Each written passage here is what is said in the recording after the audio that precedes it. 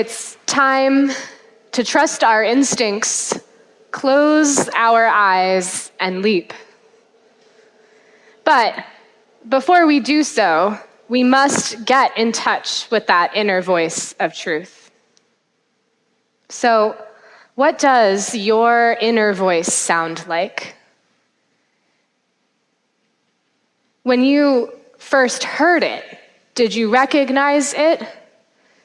Or did it sound, as Elkins says in our poem today, mysterious, other, perhaps not your own?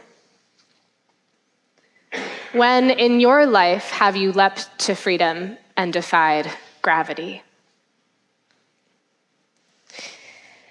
Maybe it's the millennial in me, but listening to Elkins' poem about hearing your own voice sing to you from a forbidden side, and it perhaps sounding like not your own at first, makes me think about the part in the Harry Potter series, in the third book, when Harry is trying to ward off the Dementors, creepy, soul-sucking magical creatures. He's by the edge of the lake, defending his uncle's life, the one that the Dementors are pursuing. And he still just cannot cast the spell he needs to drive them away. And no matter how hard he tries, he just can't do it. And it's looking worse and worse for him and Sirius, his uncle. But then they are saved by a Patronus, by the spell cast by a shadowy figure standing on the other side of the lake. And the Patronus, which is this wispy, kind of shadowy embodiment of the spell that takes the form of an animal, was in the shape of a stag, the animal that Harry's deceased father could shapeshift into.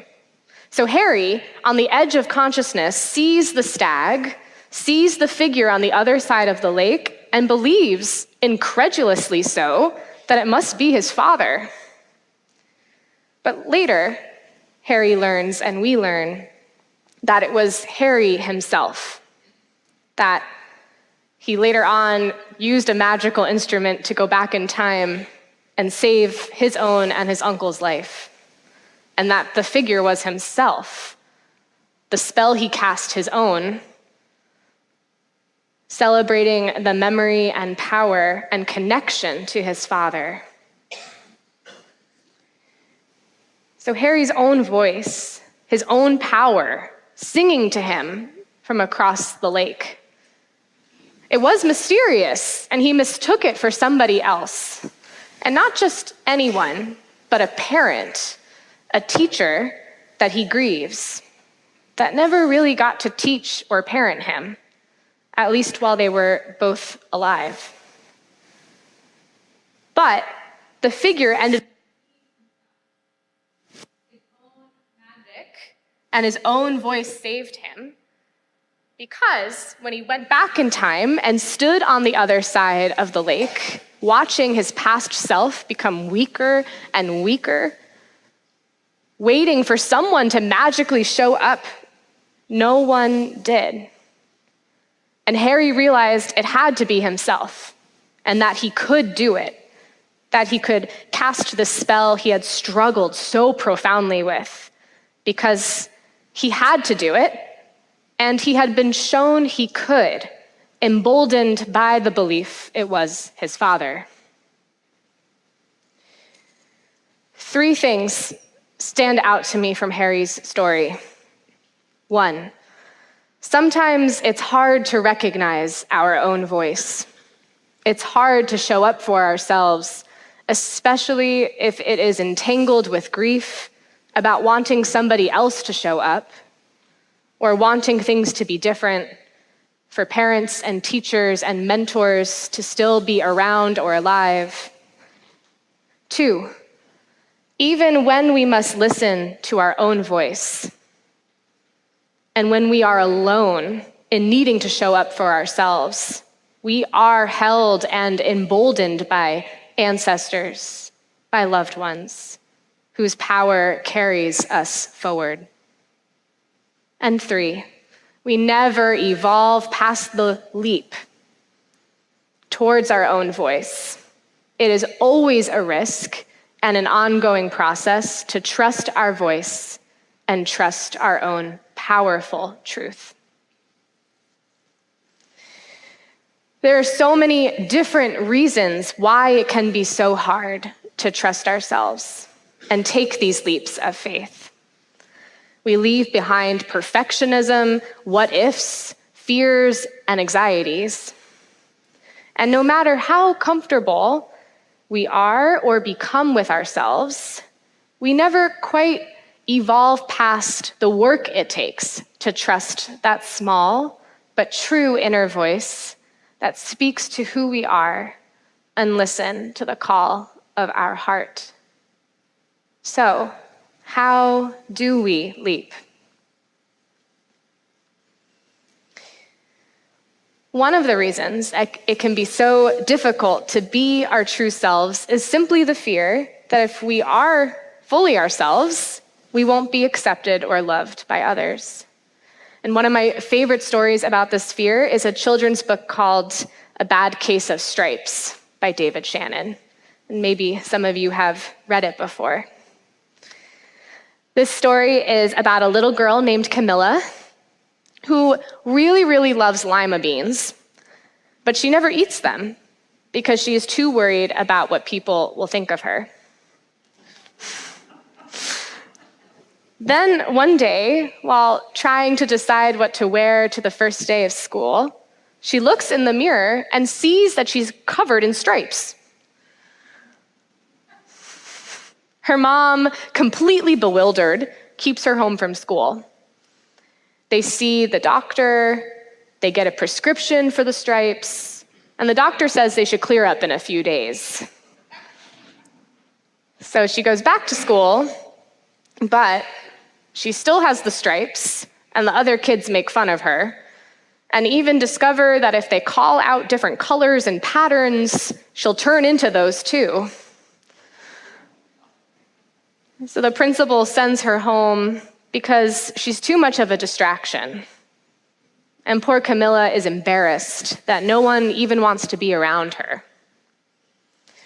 So the doctor comes back and this time brings in a team of specialists. And no one can determine what's wrong. She even sees psychics, herbalists, allergists. And every time one of them declares what could be wrong, or what she would need, like pills, she turns into the very thing they say.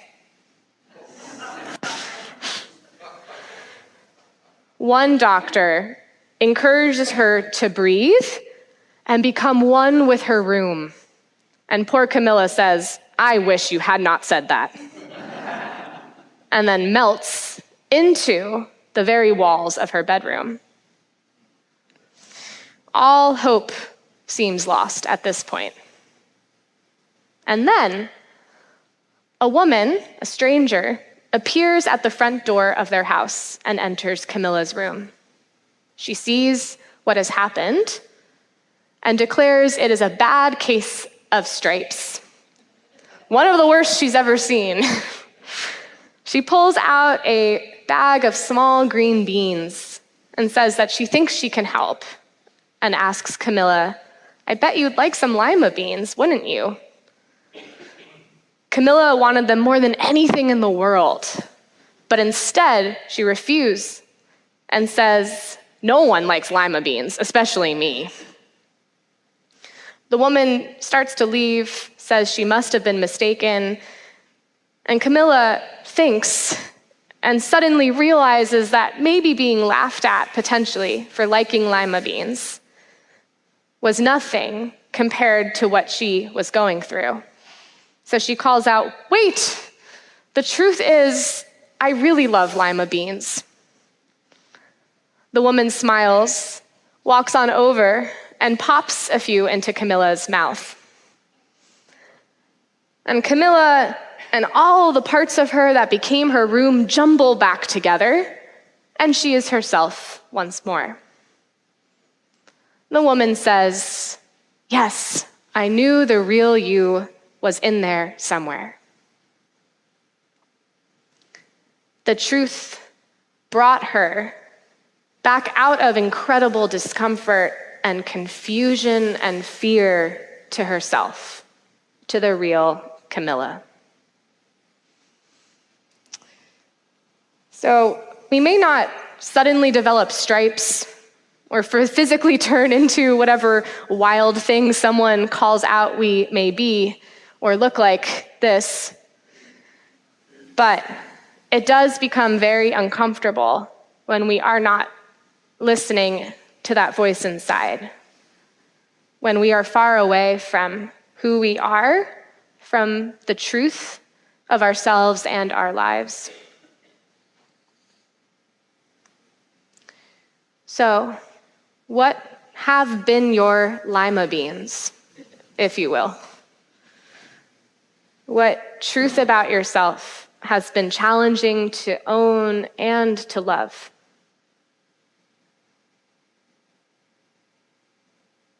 And what has it felt like for you when you had your own bad case of stripes?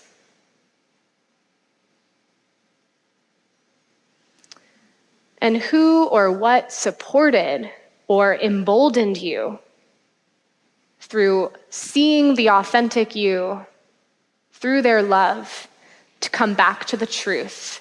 For me, my case of stripes was that I was straight. I spent the majority of high school contorting myself into being straight, just like Camilla, turning into all sorts of patterns, bending into shapes, sprouting tree branches and feathers. At least that's how it felt emotionally. Hoping to not lose love, but instead losing myself. And I learned just how amazing and multi-layered self-deception can be, how buried and unrecognizable our own voice and truth can be under fear. And yet, the signs that something does not feel right, the feelings and sensations of intense discomfort, of being incredibly out of alignment with who we are, often eventually become, as it did in the case of Camilla, increasingly hard to ignore. For me, it was dread bubbling in the pit of my stomach, the pure exhaustion of shame and its toll on my nervous system, and flashes of clarity that used to be too transient, too shortly gone, becoming longer and more permanent periods of understanding, and of course, falling in love.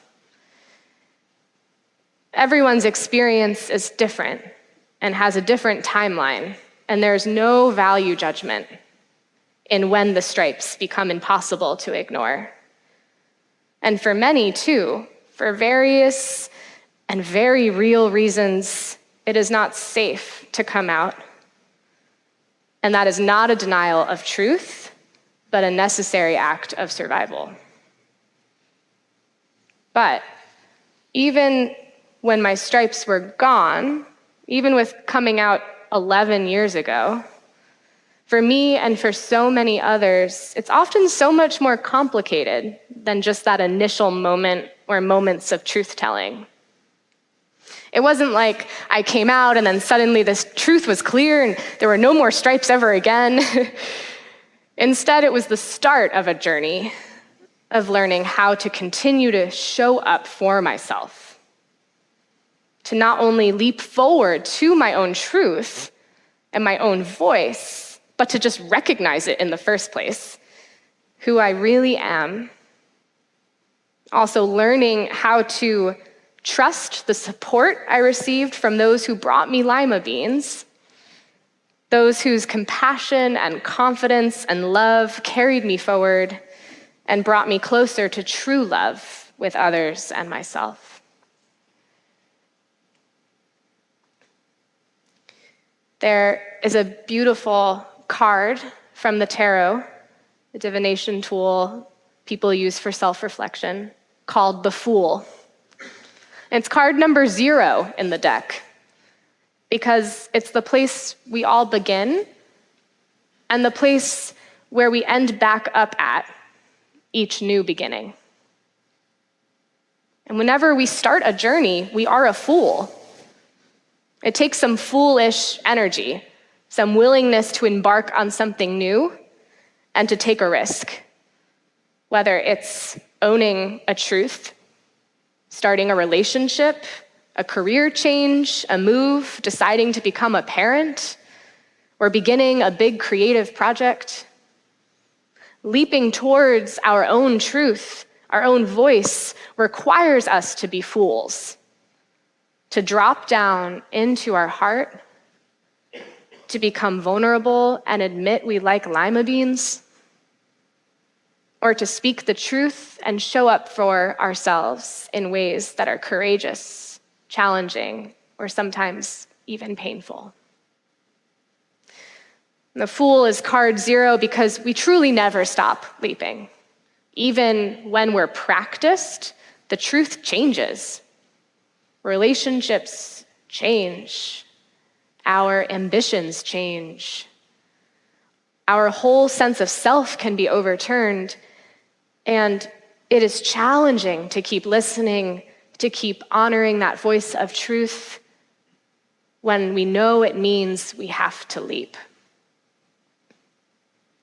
So, what can you do today, this week, to honor your own voice of truth?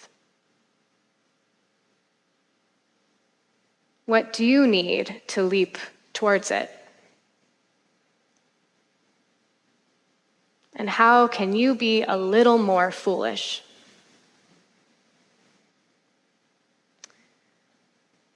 Friends, keep leaping towards the truth and do it continually, powerfully, beautifully.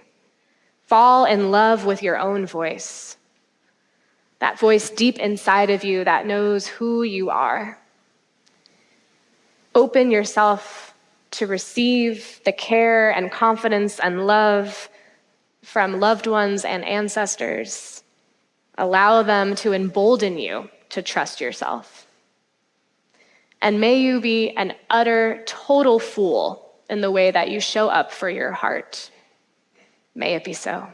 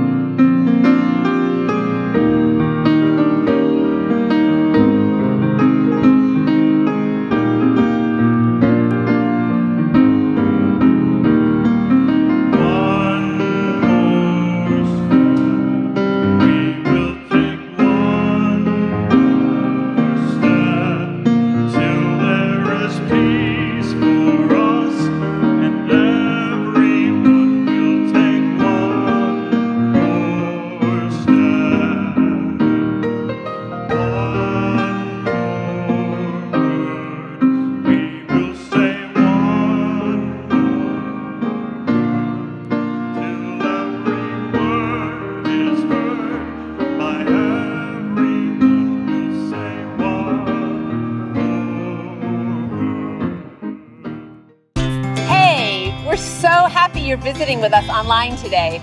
We love connecting with people all across the country and around the world, sharing our powerful message of love beyond belief. There's something new happening here. You can now join All Souls as a virtual member. Our virtual membership is designed for friends who live outside of Tulsa, Oklahoma, and who want to engage with All Souls in a meaningful way. You can be part of an expanding family, a global family really, wherever you are. If you live in Oklahoma, Ohio, or Orange County, California, Canada, or Cameroon. By becoming a virtual member, you'll be able to deepen your connections with members and friends here in Tulsa and with members wherever you are. Each week, you'll receive special All Souls content tailored for you, our virtual members.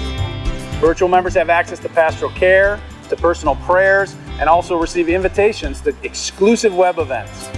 You can learn more, and if you're ready, you can become a virtual member today by visiting allsoulschurch.org/virtual membership.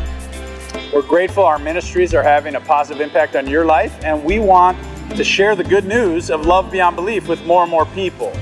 So no matter what, we need your support to keep this ministry growing and thriving. So please consider making a gift today. You can do so by texting LOVEBB for Love Beyond Belief to 73256, or simply visit our website. You are a blessing in our lives. May you be blessed and be a blessing.